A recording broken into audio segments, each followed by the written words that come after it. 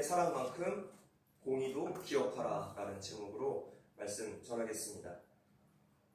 민수기 강해가 거의 끝나갑니다. 36장이 마지막인데 한 번, 두 번 정도만 더 하면 마무리할 수 있을 것 같습니다. 파렴치라는 말이 있습니다. 염치가 없어 도무지 부끄러움을 모른다 라는 의미입니다. 이것이 바로 타락한 마음이죠. 부끄러움을 모르는 것이 사실은 정말 부끄러운 일입니다. 부끄러움은 내가 나에게 드는 회초리라고 할 수 있습니다. 이 부끄러움의 회초리는 우리가 바른 길로 갈 수 있도록 인도해 주기 때문에 참 감사한 감정이라고 할 수 있습니다. 나침반은 항상 바늘 끝을 덜덜 떨고 있습니다. 그러나 죽은 나침반은 떨림이 없어요. 바늘 끝이 덜덜 떨리고 있는 한 이 나침반이 살아있는 것이죠. 사람은 부끄러움에 얼굴을 붉힐 수 있는 유일한 존재입니다. 짐승들도 분노와 두려움은 느끼지만 부끄러움과 수치는 전혀 느끼지 못합니다. 하나님의 형상으로 지음받지 않았기 때문에 우리 인간에게만 이러한 감정이 있는 것이죠. 그러나 하나님을 모를 때, 또 하나님이 없이 내 힘으로 살 때 이 양심이 작동하지 않아서 짐승이나 다름없이 살게 되는 것이죠. 우리가 보고 있는 성경은 우리에게 부끄러움을 가르쳐주는 거울이라고 할 수 있습니다. 그래서 우리가 성경을 읽으면 읽을수록 우리가 죄성이 가득한 존재라는 사실과 하나님의 은혜가 아니며 단 1%의 소망도 구원의 가능성이 없는 전적으로 타락한 존재라는 사실을 깨닫게 되는 것입니다. 지난 시간 레위인의 성읍 분배에 관한 규례들을 살펴보았고, 오늘 본문은 이 도피성 규례에 대해서 기록하고 있습니다. 레위인들이 다른 지파로부터 받은 48개의 성읍 중에서 요단 동편에 3개, 서편에 3개, 이렇게 6개의 성읍을 도피성으로 지정해 주셨습니다. 이것은 살인자로 하여금 도피성으로 피해서 생명을 보존하게 하기 위한 하나님의 배려와 사랑이라고 할 수 있습니다. 국가 형성의 초기 단계에는 어떤 사람이 다른 사람에게 해를 입힌 경우에 동해 보복의 원리로 복수하는 것이 고대 근동의 일반적인 관습이었습니다. 눈에는 눈, 이에는 이라는 표현을 아실 것입니다. 그러나 타락한 인간은 이것마저도 악용해서 무분별한 복수와 살인을 저질러 왔습니다.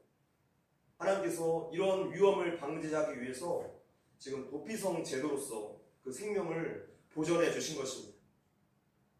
도피성은 죄로 말미암아 죽을 수밖에 없는 죄인들의 도피성이 되어주신 우리 예수님의 십자가를 예표해 주고 있습니다. 본문 11절 읽어보겠습니다. 시작. 너희를 위하여 성읍을 도피성으로 정하여 부지 중에 살인한 자가 그리로 피하게 하라. 지금 도피성을 만든 목적이 설명되어 있어요. 도피성은 살인자만을 위한 것이 아니라 너희를 위하여, 즉 이스라엘 전체를 위한 것임을 밝히고 계십니다. 죄성이 있는 인간은 누구나 다 살인자가 될 수 있는 가능성이 있고, 이 도피성 제도가 온전히 수행이 되며 생명에 대한 존중이 생깁니다. 또 복수로 인해서 헛되이 생명이 사라지는 일을 막게 됩니다. 또한 실수로 생명을 죽인 자에게는 새로운 삶의 기회가 주어져서 하나님의 용서와 또 사랑의 정신을 배울 수 있게 되죠. 즉 하나님의 사랑과 공의라는 이 균형을 지금 이 도피성 제도를 통해서 자연히 배울 수 있게 되는 것입니다. 인간은 자유라는 의미를 잘못 해석합니다. 자신을 파멸로 이끄는 결정인데도 불구하고 마음껏 자유롭고 싶어요. 사실은 방종을 원하는 것이죠. 그래서 우리의 파멸을 막으시려는 하나님의 이러한 법을 싫어하고 또 이것을 굉장히 속박처럼 여깁니다. 그러나 하나님의 법은 우리를 고통스럽게 하기 위함이 아니라 우리에게 참 행복과 안전을 주시기 위함임을 우리가 기억해야 할 것입니다. 하나님 말씀의 순종함이 우리 성도들의 행복이자 또 안전이자 생명입니다. 도피성은 단지 하나님의 사랑과 은혜만 보여주는 곳일 뿐만이 아니라 그 내용을 보며 하나님의 공의가 여기에 분명히 드러나 있어요. 오늘 본문은 죄를 반드시 심판하시는 하나님의 공의와 그 거룩하심에 초점이 맞추어져 있습니다. 12절에 나오는 것처럼 살인자를 도피성에 무조건 들이지 않고 반드시 회중의 판결을 거쳐야 했습니다. 또한 고의성이 없음을 인정받아서 이 도피성에 이제 머무르게 된다 할지라도 당시에 대제사장이 죽기 전까지는 도피성을 떠날 수 없도록 제약을 했다는 점에서 하나님의 공의를 볼 수 있습니다. 설사 이 고의성이 없음을 인정받아도 레위기 4장의 율법은 그것을 죄라고 여깁니다. 그래서 여기에 대한 어떤 형벌이 없이는 그 죄를 계속할 수 없기 때문에 당대 그 대제사장이 죽기까지 도피성 안에서만 살 수 있었어요. 예수님의 십자가 사건도 단지 죄인들을 위해서 독생자 예수님을 아낌없이 내어주신 하나님의 사랑과 은혜를 보여줄 뿐만 아니라 죄는 반드시 죽음으로 심판하시는 하나님의 그 무서운 공의를 보여주시는 사건이었어요. 예수님의 그 처절한 십자가의 고난이 바로 죄에 대한 하나님의 반응입니다. 죄에 대해서 진노하시는 하나님이세요. 성도는 하나님의 사랑과 용서에만 치우쳐서는 결코 안 될 것입니다. 그런 안타깝게도 우리 한국교회의 신앙은 많은 부분에서 무조건적 사랑에만 치우쳐져 있어서 죄까지도 다 끌어안고 하나님을 도무지 두려워하지를 않습니다. 하나님을 두려워하지 않게 되면 반드시 예배의 소홀과 방종과 타락으로 가게 되어 있어요.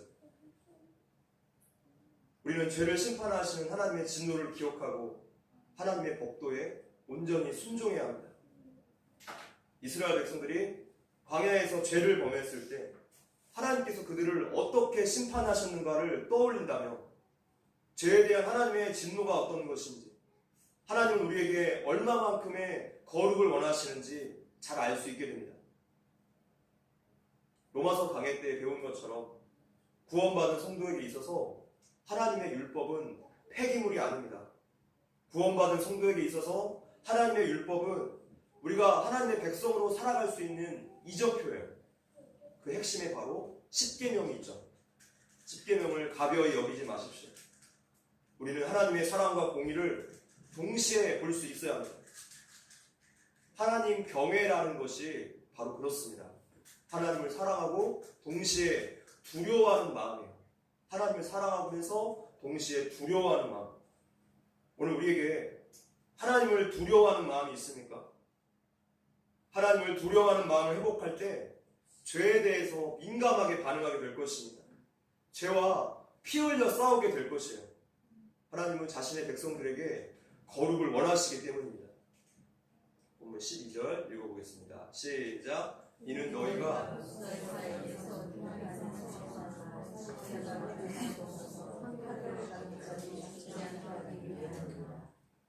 여기에서 복수할 자라는 것은 고엘 제도를 뜻합니다. 어디서 많이 들어보셨죠? 룻기에서 보아스가 기업 물을 자 고엘이 되어 주었습니다. 고엘이라는 것은 가장 가까운 친척으로서 어떤 사람의 죽음이나 채무를 대신 갚아야 할 의무가 있는 사람을 가리키고 있습니다. 살인 피해자가 이미 죽었기 때문에 대신 갚아야 할 사람이 있어야죠. 그것이 바로 고엘입니다. 여기에서는 복수할 자라고 이렇게 해석이 되어 있습니다. 고엘 제도는 당시 고대 근동에서 일반적으로 통용되던 관습이었는데 하나님께서 이 관습을 인정해 주셨습니다. 왜냐하면 그 당시에는 오늘날과 같은 법 체계가 없었기 때문에 이 고엘 제도를 통해서 죄를 억제하는 관례마저도 없다며 인간 사회가 유지될 수 없었기 때문입니다. 하나님은 하나님을 알지 못하는 사회 속에서도 하나님의 이 선함을 이루기 위해서 그때 필요한 법과 제도, 관습들을 세워두셨습니다. 또한 모든 인간들에게 양심의 법, 도덕법을 주셨죠. 하나님은 고엘 제도를 인정하시면서도 이 제도가 남용될 때 일어날 그 폐해들까지 예상하시고 오늘 이 도피성 제도를 통해서 고엘 제도를 보완하고 계세요. 이것이 하나님께서 사회 속에서 역사하시는 방법입니다. 국가의 법과 제도를 통해서 하나님은 당신의 공의를 이루어 나가시고 우리 성도들은 하나님 말씀을 기준으로 법과 제도를 보완해 나가야 합니다. 반대로 하나님의 뜻에 맞지 않는 법과 제도는 평화적인 방법으로 비판의 목소리를 내야 할 사회적인 책임이 있어요. 그래서 진보적인 사상을 그 뿌리로 두고 있는 정권일 때 기독교인들의 비판의 목소리가 더 커져야 하는 것이 정상입니다. 성경의 가치관을 정면으로 위배하는 일들이 많아지기 때문입니다. 그것이 이 세상에 빛과 소금된 모든 성도들의 사명이고 우리가 지금까지 배워온 장로교 칼빈주의 신학입니다. 그런데 오늘의 한국교회는 어떻습니까? 세상에 대해서 아무 말 하지 않습니다. 그저 교회 안에서 사랑과 연합의 메시지만 말하고 있어요. 하나님의 사랑만 강조할 뿐 그분의 공의는 싸그리 무시하는 행동이죠. 오늘 이 한국교회와 나라를 위해서 우리가 함께 회개하면서 기도해야 할 것입니다. 도피성 제도는 실수로 살인한 자의 생명을 보호하려는 목적이 있어요. 그러나 일단 고의적이든 고의적이지 않든 살인한 사람은 누구든지 먼저 도피성으로 피할 수가 있었습니다. 그리고 나서 이것이 고의인지 아닌지 판결을 받은 다음에 도피성에 머물러 생명을 보존하거나 아니면 죽음에 처해지기도 했습니다. 그러니까 둘 다 판결 받기 전까지 도피성에서 생명을 보존할 수 있었는데 이것은 오늘날 우리의 삶과 똑같습니다. 마태복음 13장의 말씀처럼 알곡과 가라지는 같은 밭에서 함께 자라가요. 그런데 추수 때가 되면 알곡은 곳간에 들여지고 가라지는 불구덩이에 던짐받게 됩니다. 양과 염소도 한 목초지에서 함께 자라가요. 그런데 양 부류는 영생에, 염소 부류는 영벌에 처해지게 된다고 말씀하셨어요. 우리들도 같은 세상이라는 범주 안에서 하나님의 심판이 유보된 채로 자기들 나름대로 살아가지만 마지막 날 하나님의 심판대 앞에 서며 반드시 두 개의 결과로 갈라지게 될 것입니다. 지금 이러한 일들이 교회 밖과 안의 문제가 아니라 교회 안에서도 일어나요. 함께 예배드리고 함께 신앙생활 한다고 할지라도 하나님의 심판대 앞에서는 그 결과가 달라집니다. 마치 도피성으로 피하 했던 이 두 부류의 살인자가 한쪽은 살게 되고 한쪽은 죽임당한 것과 똑같습니다. 하나님은 불신자들 뿐만 아니라 교회 안에 있는 성도들에게 똑같이 경고하세요. 한번 읽어볼게요. 시작. 다만 내 고집과 회개하지 아니한 마음을 따라 진노의 날, 곧 하나님의 의로우신 심판이 나타나는 그날에 임할 진노를 내게 쌓는도다. 하나 더 읽겠습니다. 시작. 네가 평안할 때 내가 내게 말하였으나 내 말이 나는 듣지 아니하리라 하였나니 네가 어려서부터 내 목소리를 청종하지 아니함이 네 습관이라. 지금 당장에 즉각적인 하나님의 심판이 없다고 마음껏 죄짓고 더더욱 대담하게 죄짓고 회개하지 않는다면 분명한 사실은요, 하나님은 마지막 날을 정하셨고 그 행위대로 보응하신다는 사실입니다. 성도가 죄를 죄로 인식하지 못한다는 것은 너무나 커다란 비극이에요. 죄를 죄로 여기지 않는다는 것은 죄를 용납하는 것이고 죄의 결과는 사망과 고통이기 때문입니다. 죄를 반드시 심판하시는 하나님의 그 무서운 공의를 우리가 날마다 기억하면서 살아야 하겠습니다. 오늘 대한민국의 이 고통은 회개하고 돌아오라는 하나님의 마지막 기회일 수 있어요. 마지막 날이 가까이 다가오고 있고 모든 사람은 그날 하나님 심판대 앞에 서게 될 것입니다. 정신을 차리고 마음을 경성하고 하나님께 회개함으로 다시 서야 하겠습니다. 13, 14절 시작. 너희가 줄 성수 중에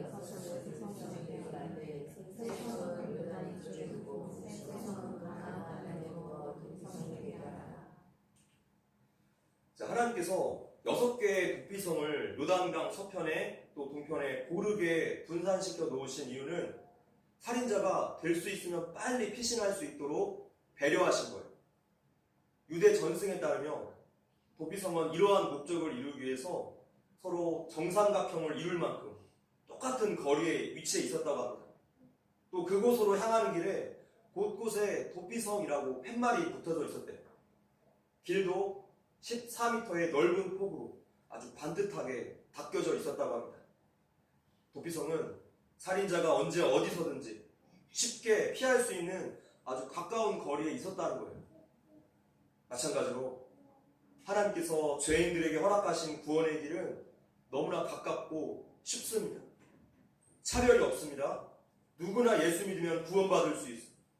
조건은 오직 하나님의 아들이신 예수님과 그분의 십자가 사역을 믿고 그분을 내 인생의 주인 삼는 것뿐입니다. 그런데 우리는 이 믿음에 대해서 이상한 오해가 있어요. 내가 마음에 믿었다. 이걸로 끝이에요. 믿음을 마치 어떤 느낌처럼 여긴다는 거예요. 그러나 믿음은 반드시 행동을 동반해요. 반드시 순종을 동반합니다. 믿음은 반드시 삶의 변화를 동반해요.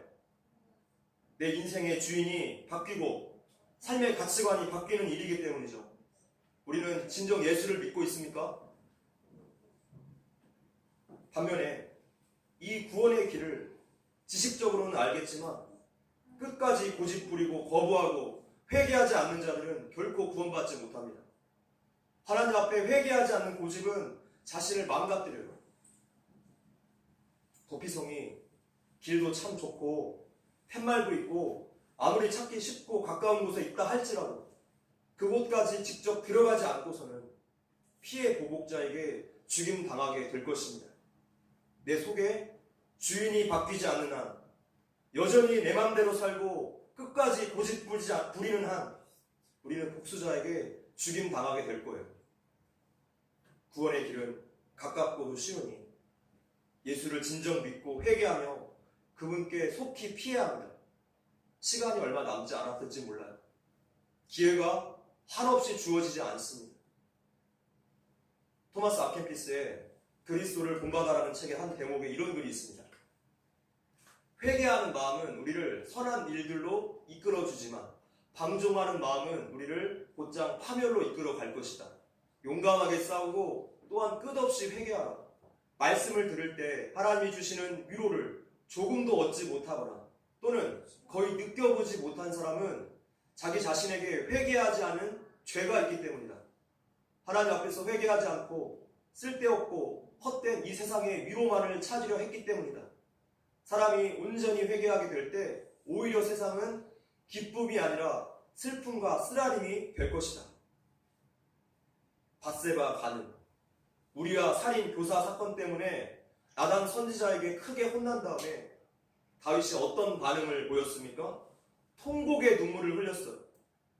다윗과 같은 이 눈물의 회개를 거치지 않으면서 기독교에서 말하는 구원을 맛볼 수 있는 사람은 아무도 없습니다.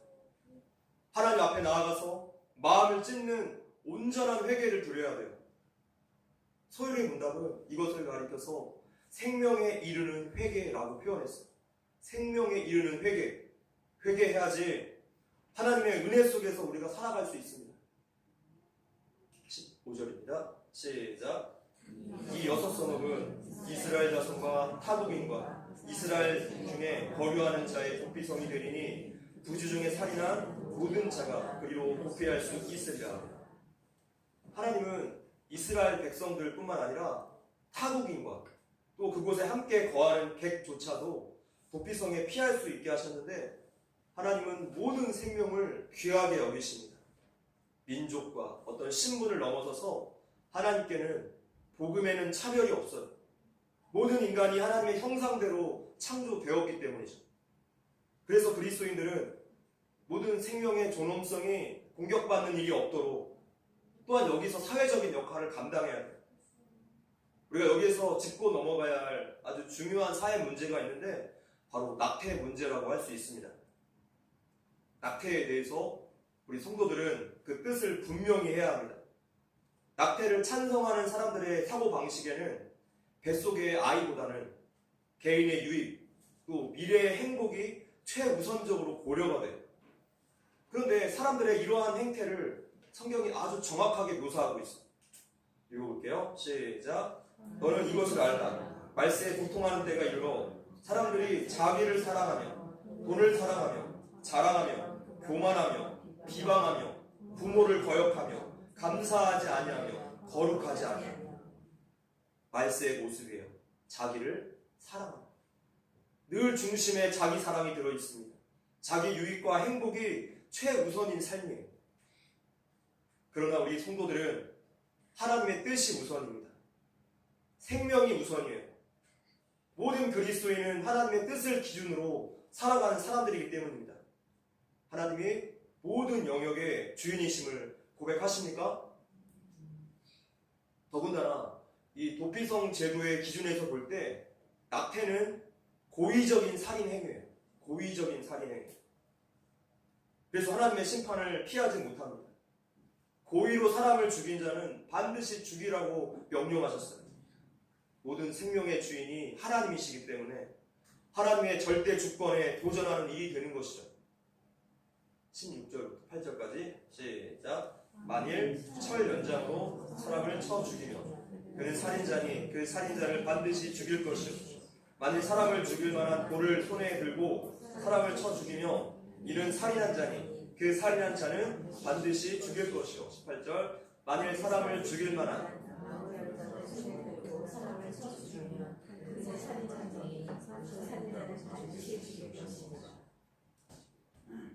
무기가 될 만한 그 어떤 것을 사용했을 때는 분명한 고의적인 살인이라고 판단할 수가 있었습니다.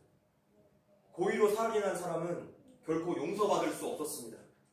모세율법에 다른 사람의 피를 흘리게 한 사람은 오직 자신의 피로써 갚아야 한다고 규정하고 있기 때문입니다.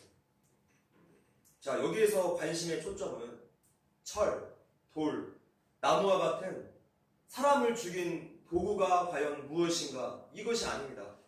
그 사람이 어떤 동기를 가지고 사람을 쳤는가? 여기에 지금 중심이 있어요. 우리나라 삼한시대에도 이와 비슷한 역할을 했던 소도라는 곳이 있었죠. 고대 근동에도 유사한 장소들이 있었습니다. 근데 이 도피성과의 차이점은 동기에 상관이 없습니다. 살인자가 그곳으로 피하면 무조건 생명을 연장받을 수 있었어요. 반면에 도피성은 선별적인 기능이 있었죠. 그 동기를 보고 죄의 유무를 판단했던 것입니다. 20절, 21절 시작. 만일 미워하는 까닭에 일쳐 죽이거나 기회를 엿보아 무엇을 던져 죽이거나 아기를 가지고 손으로 쳐 죽이며 그 친자는 반드시 죽일 것이니 이는 살인하였습니다. 피를 보복하는 자는 살인자를 만나면 죽일 것입니다. 자, 살인자의 살인 동기로 관심을 집중하고 있습니다. 하나님은 이스라엘에게 사회법을 제정해 주셨는데 지금 외적으로 나타난 것만 가지고 판단을 하며 재판이 잘못될 수 있다는 것을 아시고 동기를 묻는 법을 제정하십니다. 그래서 이스라엘 가운데 하나님의 공의가 제대로 세워지게 하셨어요. 22절, 23절은 고의성이 없이 사람을 우연하게 죽인 경우를 설명하고 있어요. 동일한 도구로 인해서 동일한 결과를 가져왔다 할지라도 그 동기가 다르기 때문에 판단도 달라지게 됩니다. 하나님은 마음의 중심을 보시고 동기를 더 중요하게 여기십니다. 결과보다 과정을 더 중요하게 여기세요. 그래서 하나님은 일상에서 우리 성도들에게 정직함과 성실함을 요구하시는 거예요. 오늘 우리는 일상에서 정직과 성실을 지키기 위해서 생명을 걸고 있습니까? 정말 회개해야 할 일들 투성입니다. 25절 자, 시작. 피를 보복하는 자의 손에서 살인자를 건져내어 그가 피하였던 도피성으로 돌려보낼 것이요 그는 거룩한 기름 부음을 받은 대제사장이 죽기까지 거기 거주할 것이니라. 살인자는 도피성 안에서만 살아야 했기 때문에 자유가 제한되는 형벌을 받아야 했습니다. 물론 고의로 이루어진 살인은 아닐지라도 그 책임이 살인자에게서 완전히 면제되는 것은 아닙니다. 대제사장이 죽기까지 그곳에서 머물러야 하는데 이것이 바로 대제사장이 이 살인자를 계속하는 일이 돼요. 죽음은 오직 죽음으로만 사함 받을 수 있고 대제사장이 죽음으로써 살인자의 죄값이 완전히 지불이 되는 거예요. 그래서 그 이후로는 자기 고향으로 돌아갈 수 있었던 것이죠. 우리 영원한 대제사장이신 예수 그리스도의 십자가 대속을 예표해주고 있습니다. 예수 십자가는 하나님의 사랑뿐만이 아니라 죽음으로 죄의 대가를 치르신 하나님의 공의가 함께 만난 자리예요. 그래서 우리가 십자가를 바라볼 때 죄에 대한 하나님의 진노와 그분의 공의도 함께 바라볼 수 있어야 합니다. 또한 살인자가 이 도피성을 벗어나며 보호받지 못했습니다. 그때는 피해 보복자가 그 살인자를 죽여도 고엘로서의 당연한 의무 이행이었기 때문에 죄가 되지 않았습니다. 죄인이 예수 그리스도의 대속의 피가 아니고서는 죄에 대한 하나님의 준엄한 심판에서 보호받을 수 없습니다. 그래서 오직 구원의 길은 한 가지, 예수 그리스도밖에 없다는 것입니다. 그래서 우리 기독교는 다른 종교에 대해서 배타적일 수밖에 없어요. 다른 종교와 연합하거나 통합할 수 없습니다. 예수 외에 다른 구원의 길은 하나님께서 마련해 주시지 않았기 때문입니다. 33절, 34절까지 시작. 피는 땅을 더럽히려니 피 흘림을 받은 땅은 그 피를 흘리게 한 자의 피가 아니면 속함을 받을 수 없느니라. 4절, 너희는 너희가 거주하는 땅, 곧 내가 거주하는 땅을 더럽히지 말라. 나 여호와는 이스라엘 자손 중에 있으니라. 아멘. 본문 마지막에 하나님께서 백성들에게 다시 한번 요구하세요. 거룩을 요구하시죠. 하나님께서 이스라엘 중에 거하시고 하나님은 거룩하신 분이시기 때문입니다. 오늘날 똑같이 우리에게도 거룩함을 요구하세요. 도피성 제도는 결코 살인에 대한 책임 묻지 않고 그냥 면제해 주려는데 그 목적이 있지 않습니다. 고의로 살인한 자나 고의성이 없는 살인자나 결국은 누군가의 죽음으로 그 대가를 치러야 했습니다. 죄는 누군가의 죽음으로 완전히 처리되어야지 해결이 돼요. 그래서 예수님이 우리 대신 죽으신 거예요. 바로 우리의 죄 때문입니다. 이것을 인정하십니까? 하나님이 거하시는 성전은 너무나 거룩한 곳이고 그 중에서 지성소는 더욱더 거룩했습니다. 구약에서도 거룩하게 하는 일이 이토록 중요했다며 성령으로 우리 안에 오신 예수님께서 거하시는 우리의 몸이 얼마나 거룩해야 하는지 지금 강조하고 계시는 거예요. 성도된 우리의 목표는 무엇입니까? 행복입니까? 출세와 부입니까? 이런 것들이 인생의 목표가 될 때 인생이 망가진다는 것입니다. 우리 성도들의 목표는 오직 하나, 하나님을 따라서 거룩하게 사는 일입니다. 그것을 위해서 우리를 오늘 성도로 부르셨어요. 말씀을 마치겠습니다. 하나님께서 이스라엘 백성들에게 도피성 제도를 허락하셨습니다.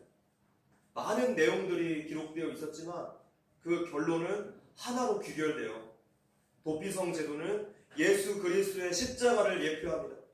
그것은 하나님의 사랑과 공의가 만난 자리예요. 오늘 우리의 신앙이 하나님의 사랑에만 치우쳐져 있지 않습니까?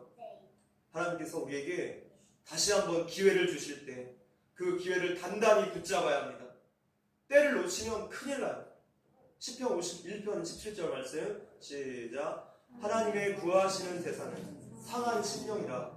하나님이여 상하고 통회하는 마음을 주께서 멸시치 아니하시리이다. 아멘. 이 회개의 고백은 다윗의 고백이면서 동시에 하나님께서 오늘 우리에게 원하시는 마음이세요. 죄에 대한 하나님의 공의를 기억하시고 그분께 대한 경외를 회복합시다. 생명에 이르는 회개의 자리로 날마다 나아가시는 저와 여러분들 되시기를 주님의 이름으로 기도합니다.